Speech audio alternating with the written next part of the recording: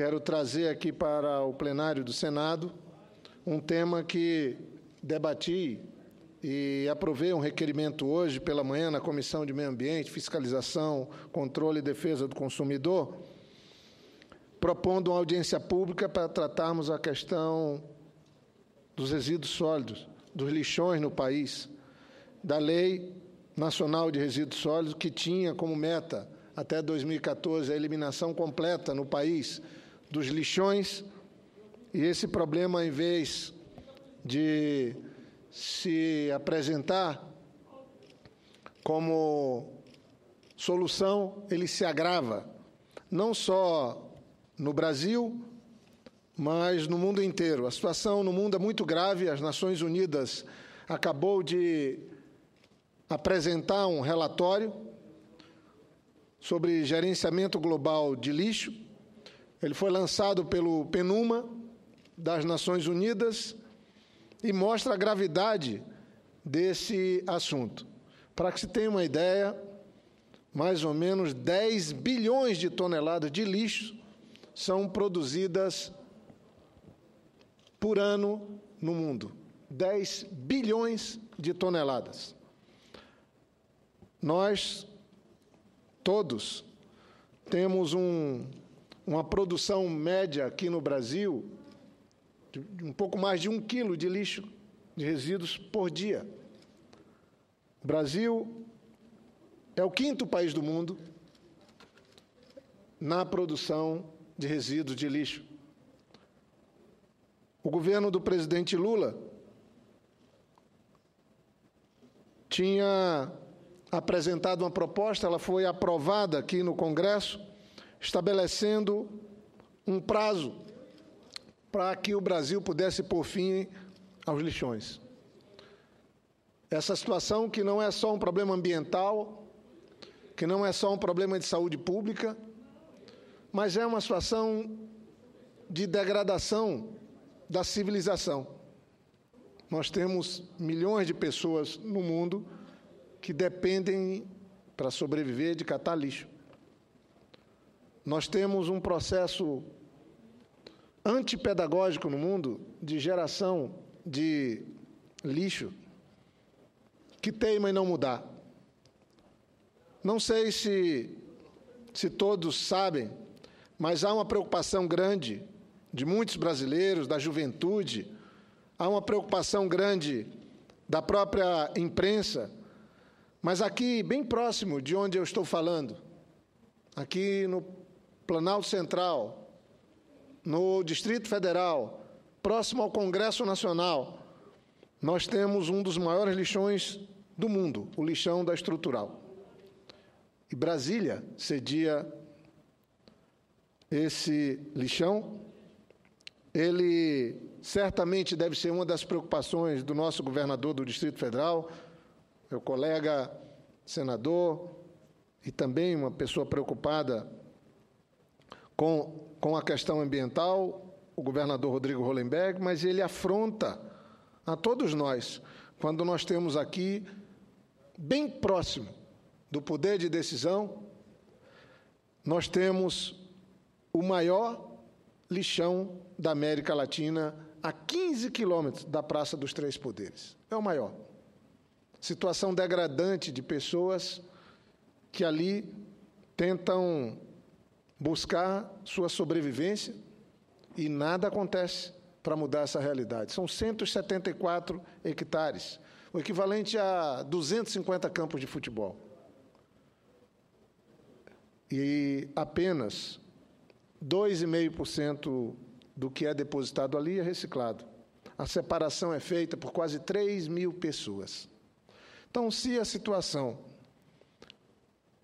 dos lixões estão a 15 quilômetros da Praça dos Três Poderes, imagine a situação na maioria dos municípios brasileiros.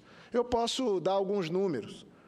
Dos 5.570 municípios, se nós separarmos o Brasil Norte e Nordeste, presidente Cássio, Vossa Excelência, que foi governador, como eu, foi prefeito também, né?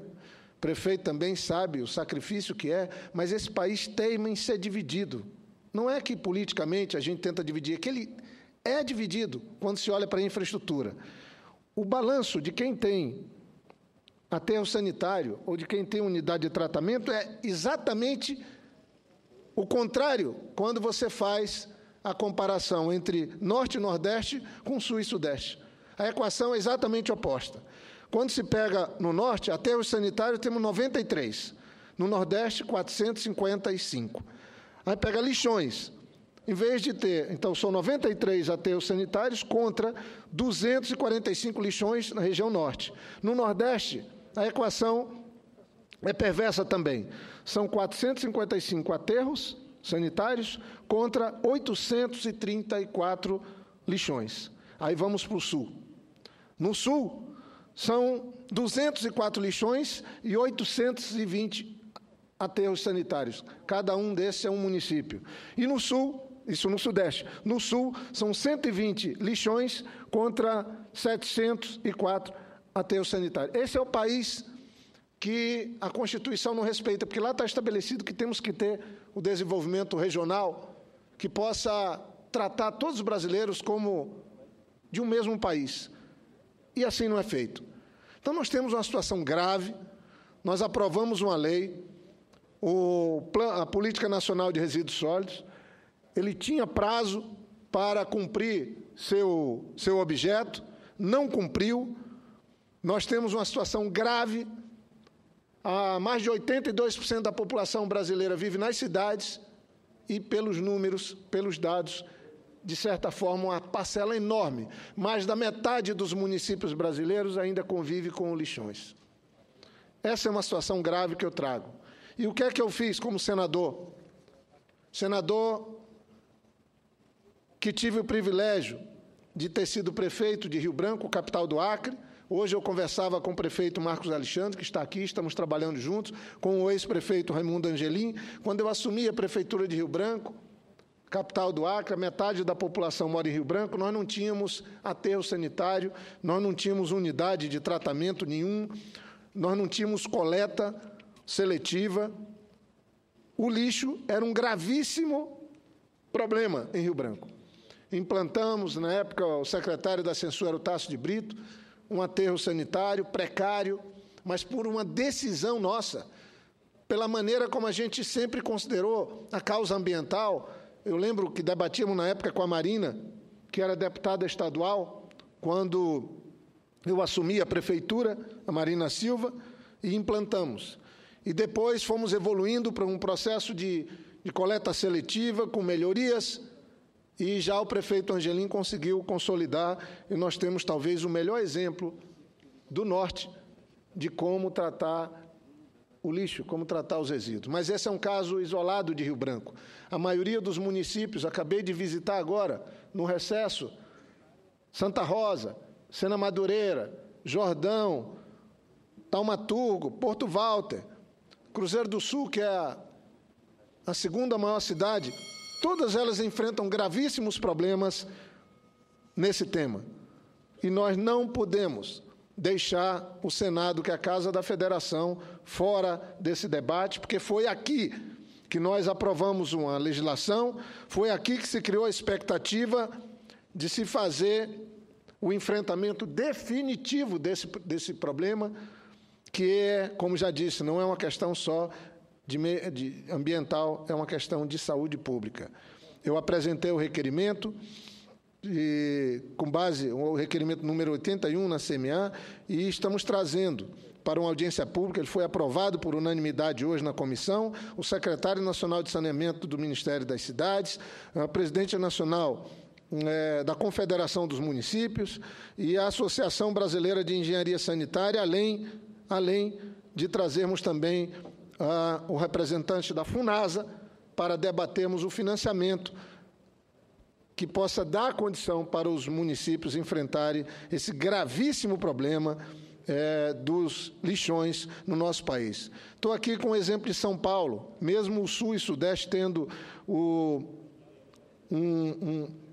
número menos vexatório que o Norte e o Nordeste, mas aqui tem uma fala em Peruíbe: sei que muita gente não tem coragem de encarar pela nojeira que é, mas não tive outra opção, conta Edson Souza Silva, 31 anos, recém-chegado ao lixão de Peruíbe, isso no litoral de São Paulo, litoral mais bonito do país, pessoas tendo como única fonte de renda para sobreviver, como é o caso do Edson Souza Silva, 31 anos, catar lixo.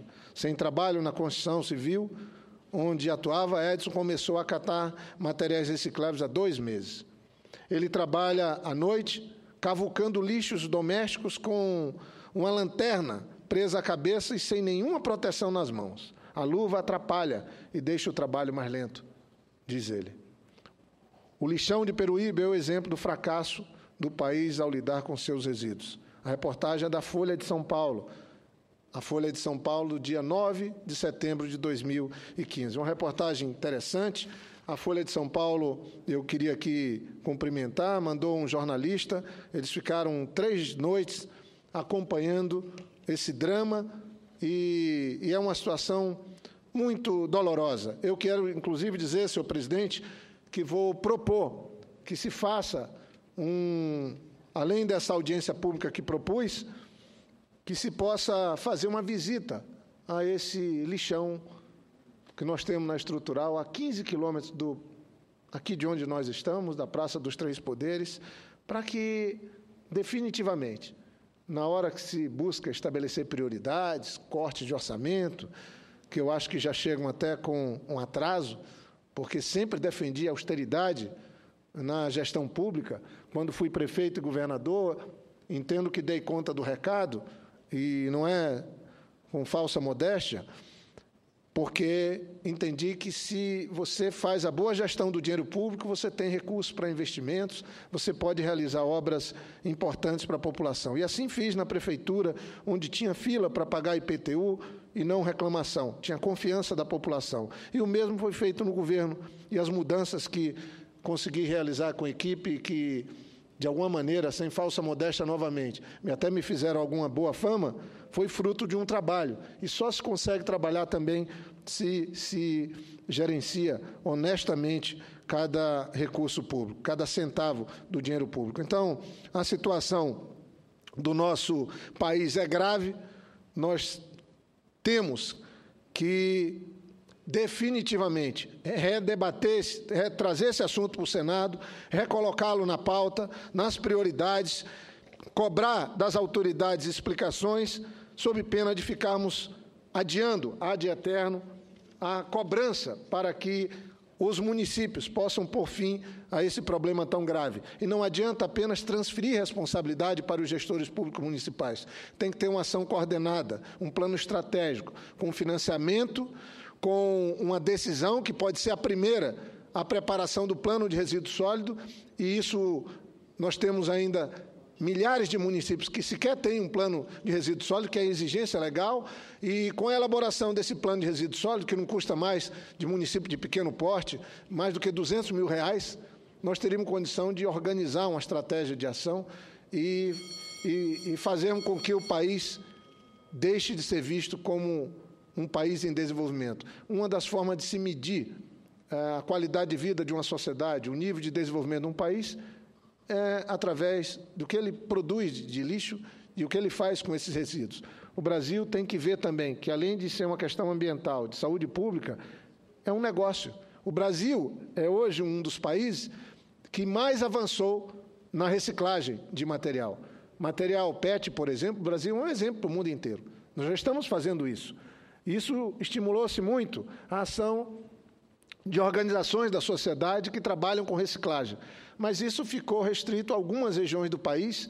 Pode e deve avançar muito mais se tivermos um plano, uma estratégia estabelecida. Daí a importância que nós entendemos dessa audiência pública, queremos fazer na Comissão de Meio Ambiente, Fiscalização e Controle, trazer as autoridades, cobrar um posicionamento das autoridades sobre o adiar do cumprimento das metas, que certamente vamos adiar por mais tempo ainda, mas, mais importante, buscar reunir representantes dos municípios, dos governos dos estados, do governo federal e da sociedade, na busca de encontrar uma estratégia de enfrentar esse problema que é tão sério para o cidadão brasileiro. Então, fica aqui esse registro, fica aqui esse compromisso de fazer dessa questão um tema importante na Comissão de Meio Ambiente, Fiscalização e Controle, e certamente trarei em outra oportunidade as informações para o plenário do Senado. Obrigado, senhor presidente Cássio Cunha Lima.